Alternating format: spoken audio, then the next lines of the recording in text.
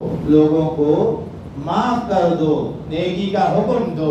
نیکی کی جانب مائل ہوا کرو، یہ بہترین اخلاق ہے۔ یہ نہیں کہ ہم اور آپ لوگوں پر ظلم کریں، ستم کریں اور لوگوں کو تکلیف کی جانب، جب آج کے دنیا میں جب انسان کو تکلیف نہیں دیتا، فرماتا ہے دل میں یہ سوچتا ہے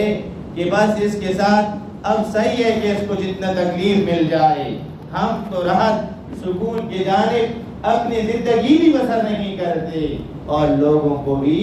ماہر نہیں کرتے۔ آقا محمد صلی اللہ علیہ وسلم فرماتے ہیں لوگوں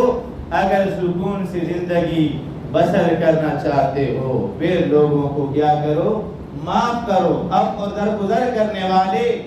رب کو بہت محبوب ہیں، آقا کو محبوب ہیں۔ میرے آقا حضور سرور کونین صلی اللہ علیہ وسلم سے جب بہترین اخلاق اور حسن حسنہ کے متعلق پوچھا گیا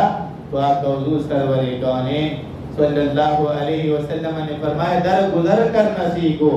اور نیکی کی جانب خود مائل ہو جایا کرو اور لوگوں کو بھی نیکی کی جانب مائل کر دیا کرو اور جاہلوں سے کنارہ کش ہو جاؤ۔ آج ہم جاہلوں کے ساتھ بیٹھتے ہیں جو جہالت کی بات کرتے ہیں، جو دنیا جہاں میں جہالت کرتے ہیں، لوگوں پر ظلم اور ستم کرتے ہیں، کوئی بہترین اخلاق میں سے نہیں۔ آقا فرماتے ہیں لوگوں قرآن کہتا ہے کہ بہترین اخلاق درگزر ہے، لوگوں کی نیکی کی جانب مائل کرنا ہے اور جاہلوں سے سلام کہہ کر اللہ کے بندے بس سلام کہہ کر وعباد الرحمن الذین یمشون علی الارض ہونا وَإِذَا خَاطَبَهُمُ الْجَاهِلُونَ قَالُوا سَلَامًا سَلَامًا۔ اے لوگو جب جاہلوں سے تمہارا منہ ہو جائے بس سلام کہہ کر اللہ آپ کو سلامتی کی جانب مائل کر دے گا، سلام کہہ کر